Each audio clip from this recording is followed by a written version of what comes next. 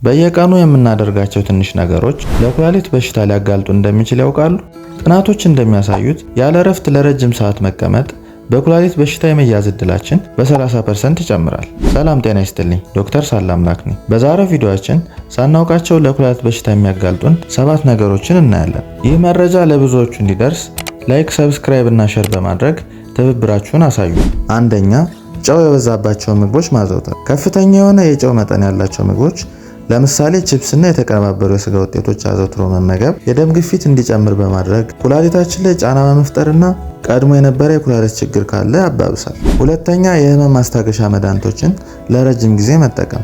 ኤንሴድስ የሚባሉትን የህመም ማስታገሻ መድኃኒት አይነቶች ለምሳሌ ዳይክሎፌናክ እና አይቡፕሮፊን ለረጅም ጊዜ ከተወሰዱ በጊዜ ሂደት ወደ ኩላሊታችን የሚሄደውን የደም ዝውውር እንዲቀንስ በማድረግ ኦክሲጅንና ጠቃሚ ንጥረ ነገሮች ወደ ኩላሊታችን እንዳይሄድ በማድረግ ኩላሊታችን ላይ ጫና ይፈጥራል። ሌላው ደግሞ እነዚህን መድኃኒቶች ስኳርና የደም ግፊት ያለባቸው ሰዎች እንዲሁም ደግሞ ዲሃይድሬሽን ወይም ድርቀት ያለባቸው ሰዎች የሚወስዷቸው ከሆነ በኩላሊት በሽታ የመያዝ እድልን ይጨምራሉ።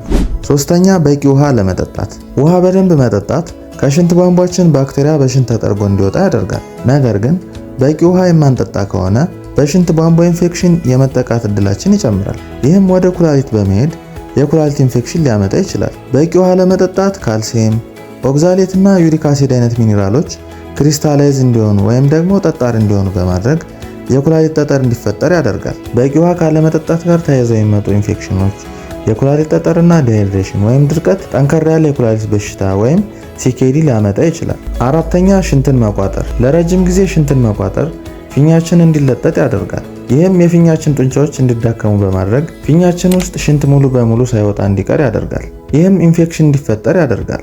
ሽንትን መቋጠር የሽንት ቧንቧ ላይ ጫና በመፍጠር የኩላሊት እብጠት ወይም ሃይድሮኔፍሮሲስ እንዲፈጠር ሊያደርግ ይችላል። አምስተኛ፣ ስኳር የበዛበት ነገር ማዘውተር። ጣፋጭ ነገሮችና የለስላሳ መጠጦችን ማዘውተር ኩላሊታችን ላይ ስብ እንዲከማችና ኢንፍላሜሽን እንዲኖር በማድረግ ኩላሊታችን በቀጥታ ይጎዳል። ከፍተኛ ስኳር ያለባቸው ምግቦች ለስኳር በሽታና ከመጠን ላለፈ ውፍረት ያጋልጣል። ይህም ክሮኒክ ኪድኒ ዲዚዝ በሚባለው የኩላሊት በሽታ አይነት የመያዝ እድላችን ከፍ ያደርገዋል። ስድስተኛ፣ በቂ እንቅልፍ አለመተኛት። በቀን ከ6 ሰዓት በታች መተኛት የሰውነታችን ሆርሞኖች ባላንስ እንዳያደርጉ ወይም እንዲዛቡ በማድረግ ኢንፍላሜሽን ወይም እብጠት እንዲኖር በማድረግና የደም ግፊት በመጨመር በኩላሊት በሽታ የመያዝ እድላችን ይጨምራል።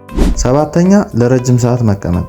ያለምንም እንቅስቃሴ ለረጅም ሰዓት መቀመጥ ወደ ኩላሊታችን የደም ዝውውር እንዲቀንስ በማድረግና ኢንፍላሜሽን እንዲኖር በማድረግ የኩላሊት በሽታ ያስከትላል። ሌላው ደግሞ ለረጅም ሰዓት ተቀምጠን ብዙ ጊዜ የምናሳልፍ ከሆነ ከመጠን ያለፈ ውፍረት እንዲፈጠር ያደርጋል። ይህም ኢንሱሊን ሬዚስታንስ በማምጣት ታይፕ 2 ዲያቤቲስ ለሚባለው የስኳር በሽታ አይነት ያጋልጠናል። የስኳር በሽታ ደግሞ ሲኬዲ ለሚባለው የኩላሊት በሽታ መፈጠር ዋነኛ ምክንያት ነው። በቀን ከ2 እስከ 3 ሊትር ውሃ በመጠጣት ከ7 እስከ 8 ሰዓት ያህል በቂ እንቅልፍ በመተኛት ጣፋጭ ነገሮችን በመቀነስ ሐኪም ሳያማክሩ የህመም ማስታገሻ መድኃኒት ባለመውሰድና በየ30 ደቂቃ ወይም በየ1 ሰዓት ልዩነት እንቅስቃሴ በማድረግ የኩላሊት በሽታን መከላከል ይቻላል። በየጊዜው ስለ ጤናው አዳዲስ መረጃ እንዲደርሶ ላይክ፣ ሰብስክራይብ እና ሼር በማድረግ ቤተሰብ ይሁኑ።